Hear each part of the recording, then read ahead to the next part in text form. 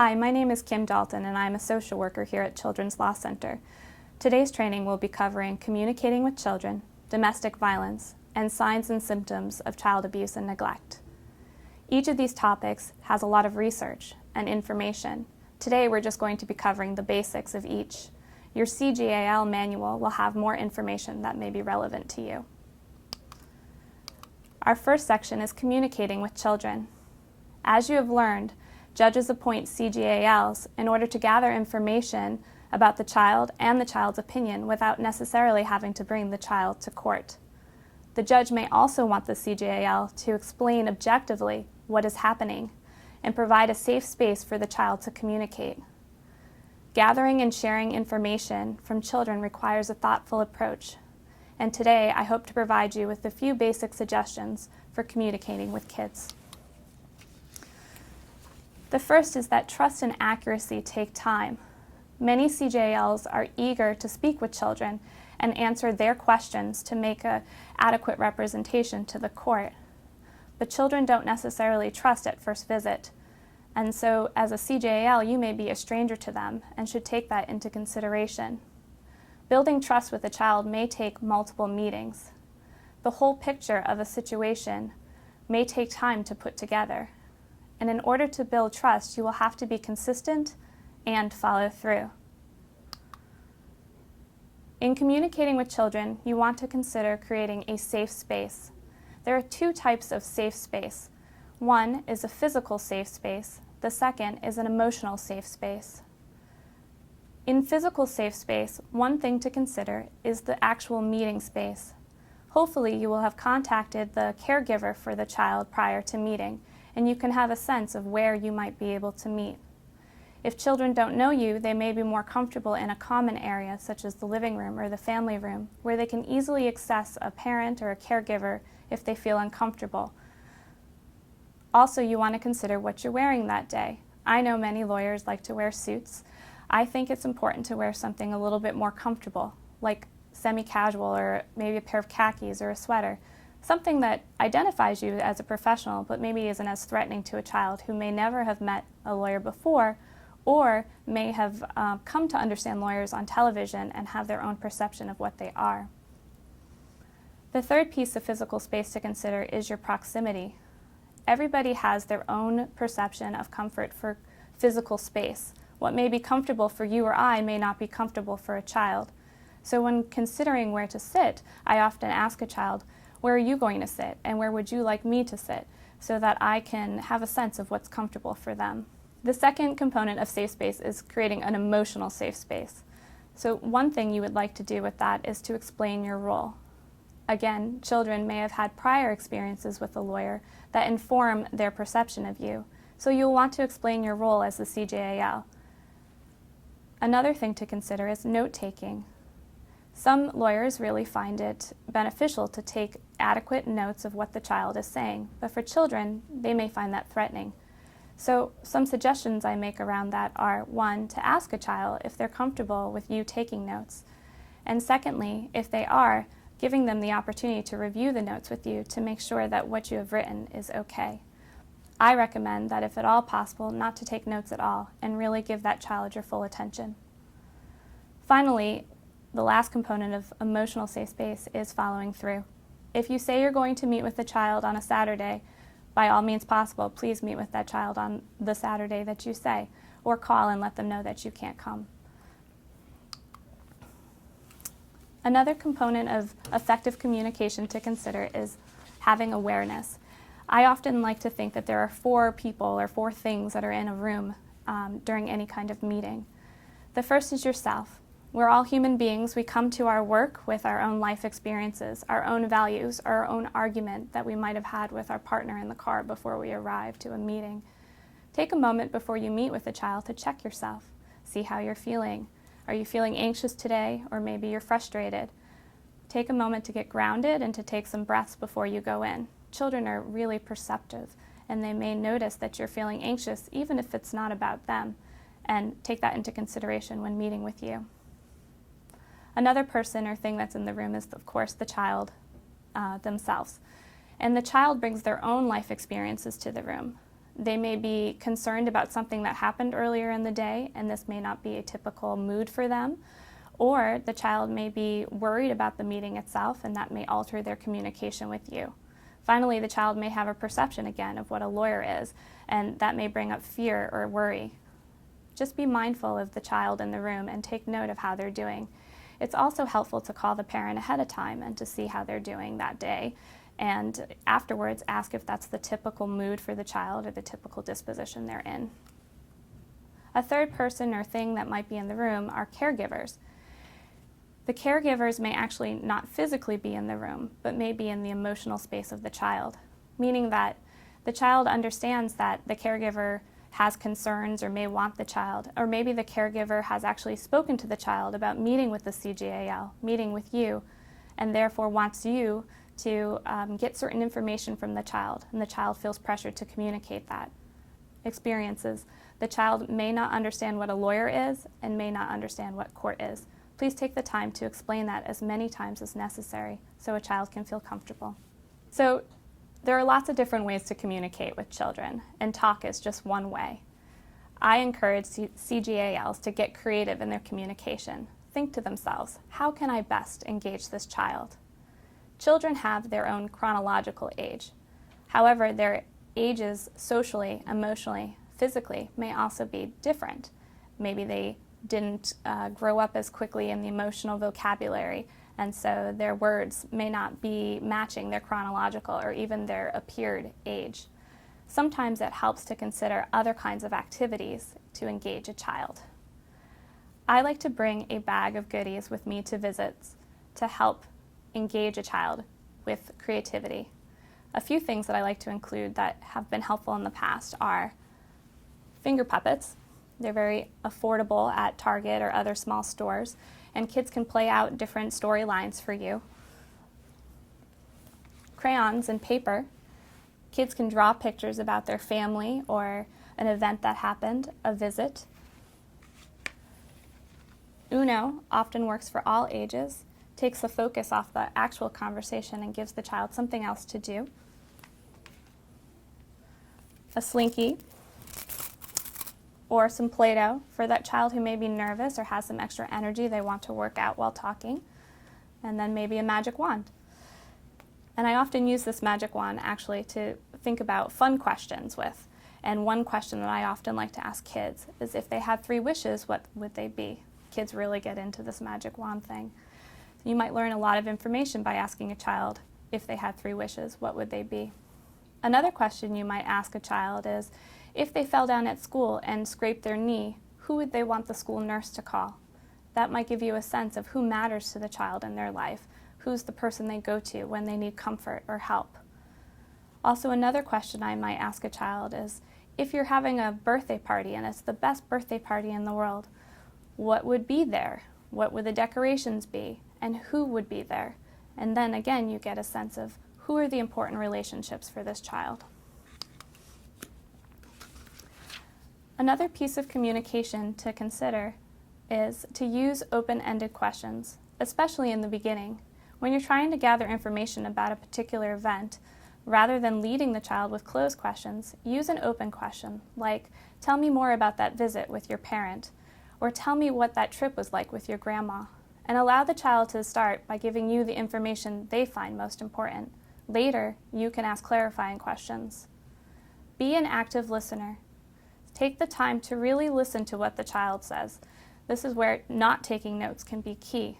If you're looking like you're taking notes, the child may think you're not really listening. But when you're an active listener, you communicate with your body language that you are paying attention, and that helps the child to feel at ease. Again, remember that your body is doing a lot of the talking.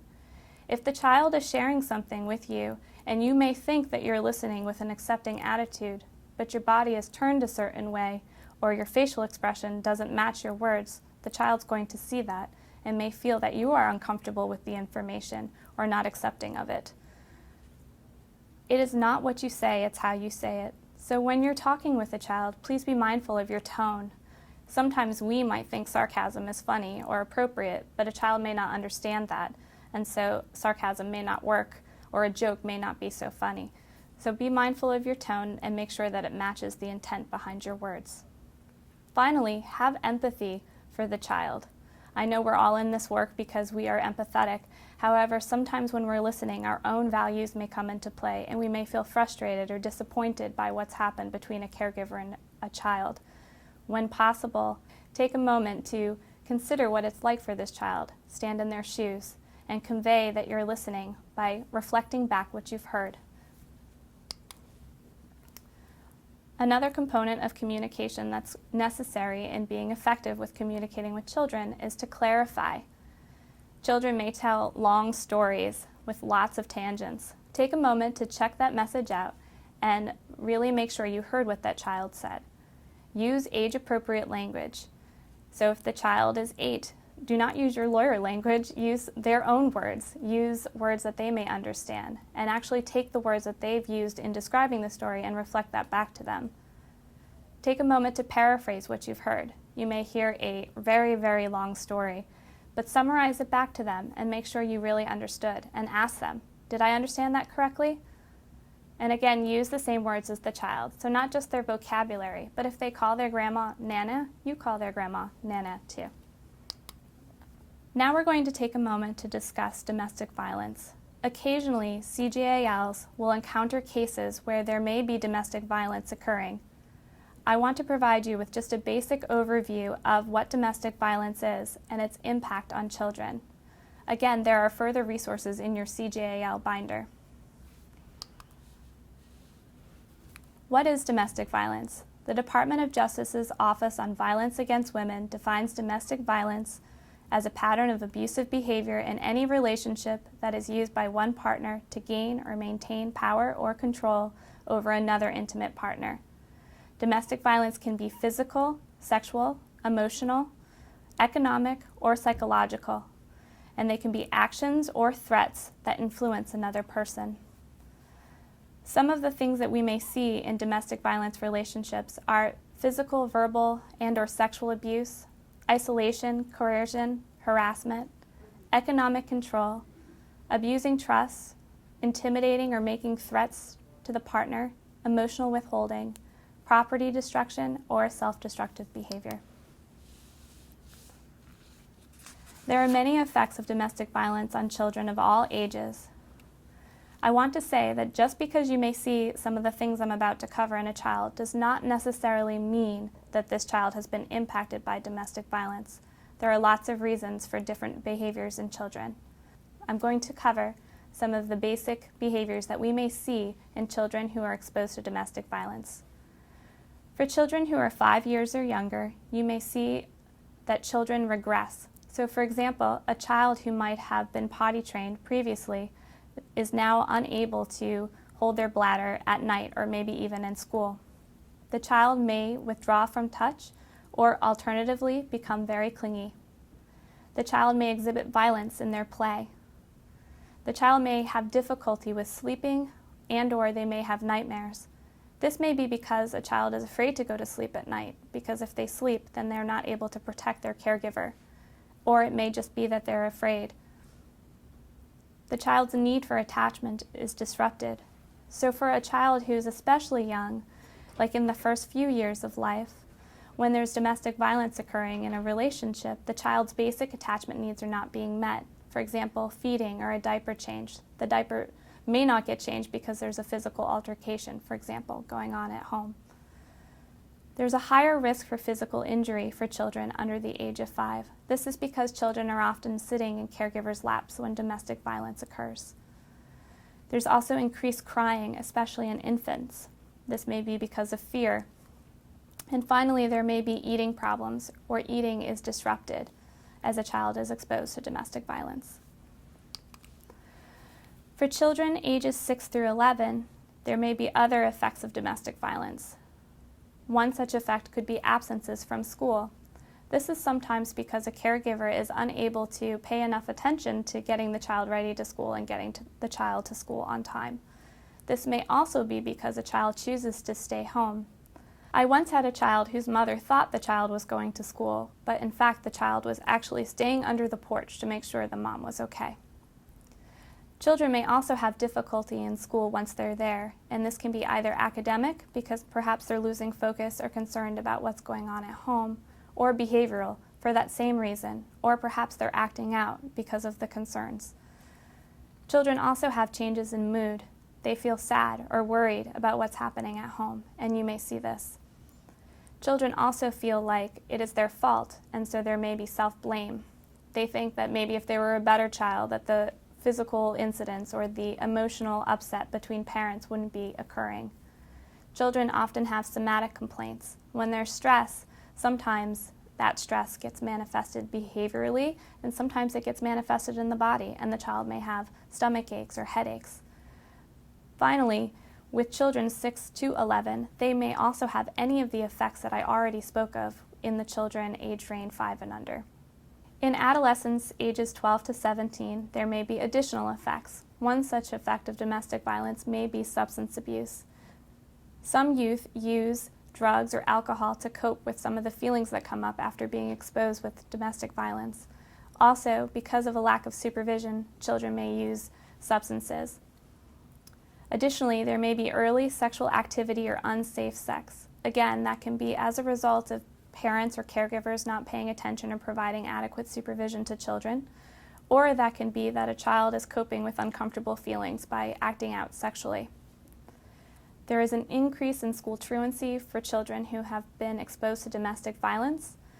It may be, again, because parents are not supervising children, or because the child or the youth are staying at home or going elsewhere to protect caregivers. Children also stay out past curfew.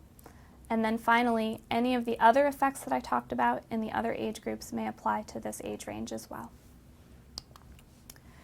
Children are indeed resilient, and just because they have been exposed to domestic violence does not necessarily mean that any of those behaviors or signs of symptoms will be present.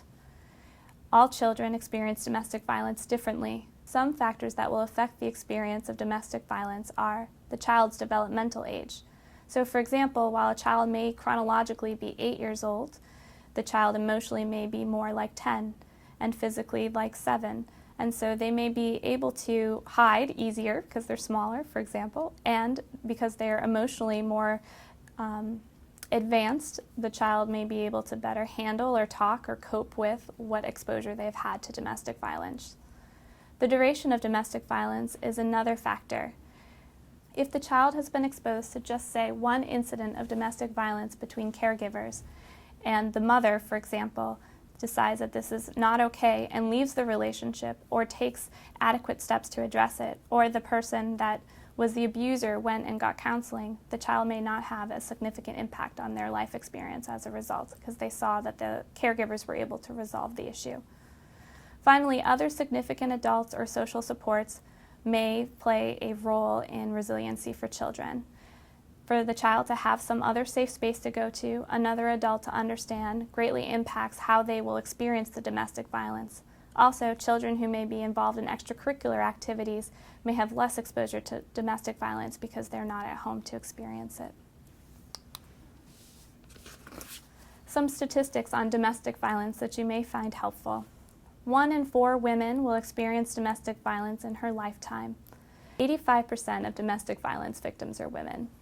30 to 60% of abusers will also abuse children in the household. So while that's 30 to 60%, also keep in mind that just because there is domestic violence occurring between caregivers in a household does not necessarily mean that the child themselves will be abused. It may also be important for you to consider some of the characteristics of victims and abusers when you're interacting with caregivers for a child. For victims, they are mostly women, then children, and then men. Typically, victims are between the ages of 20 and 24, and studies have found no correlation between personality type and being a victim. For the abusers often deny or make light of the abuse. They blame the victim, and they actually choose to respond in an abusive manner. They may express remorse, and probably most importantly, they can be smart, witty, charming people, and at times loving parents. And why I think this is important is because often in custody cases we see that the mother, for example, may not look so well. Perhaps they're not very well put together, or they're stressed or frazzled. And the father often looks put together and is very articulate.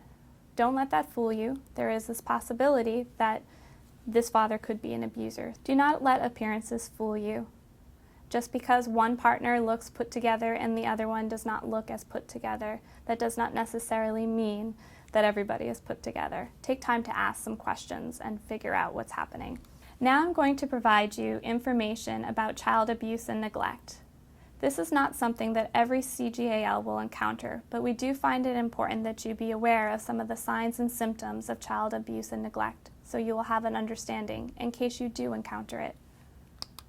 Today we're going to talk about physical abuse, sexual abuse, neglect, and emotional maltreatment. We will define each of these and identify the signs and symptoms. First, physical abuse. The American Humane Society defines physical abuse as non-accidental trauma or physical injury caused by punching, beating, kicking, biting, burning, or otherwise harming a child. Physical abuse is the most visible form of child maltreatment. Some of the signs of physical abuse are unexplained bruises, burns, bites, broken bones, or black eyes, or a reported injury by a parent or a caregiver. Some of the symptoms are repeated accidents that don't make sense, fear from the children, anxiety, perhaps around the alleged abuser, aggression.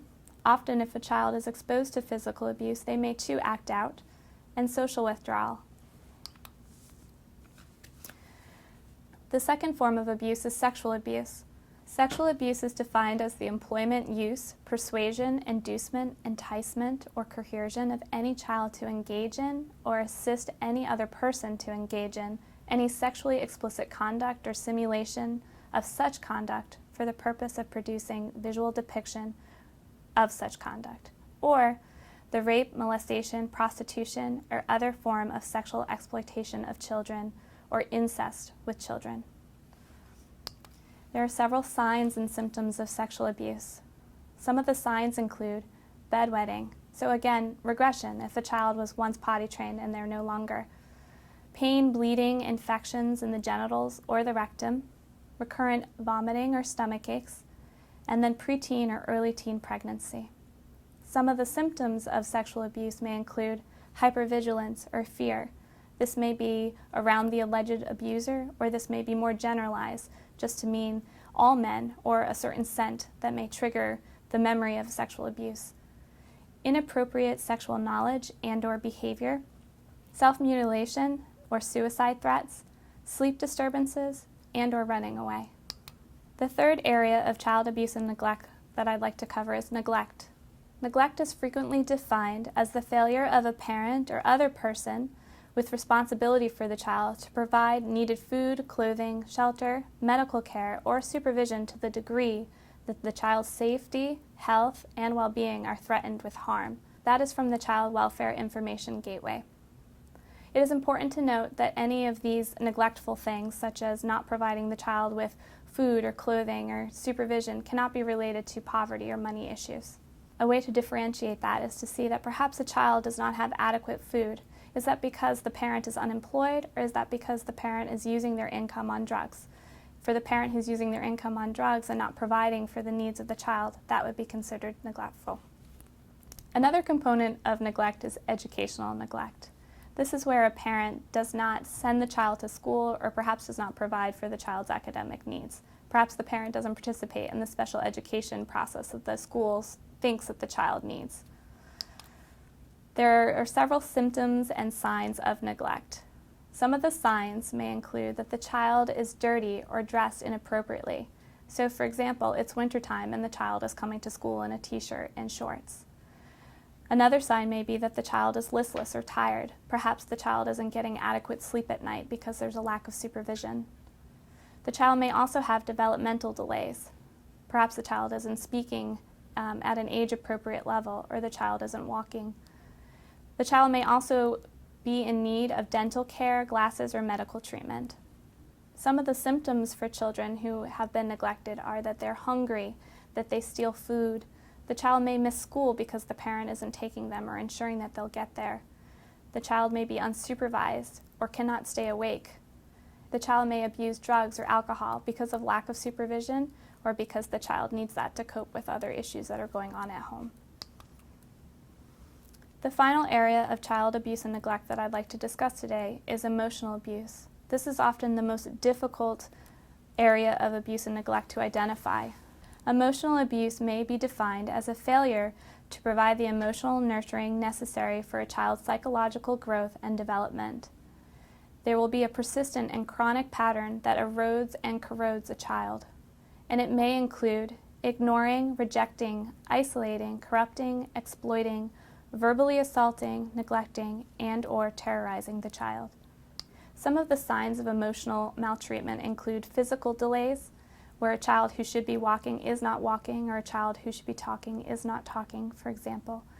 Emotional delays, perhaps the child does not have the emotional vocabulary that a normal child at that chronological age would have, or there might be attachment difficulties with a child that's been exposed to emotional maltreatment. So the child is clingy or withdrawn from a parent. Some of the symptoms include they demonstrate extremes in behaviors. So a child is socially withdrawn on one hand in school, and then maybe at home they're aggressive towards a parent. They may also be inappropriately adult or parentified, taking on roles at home that are not appropriate for that child's chronological age.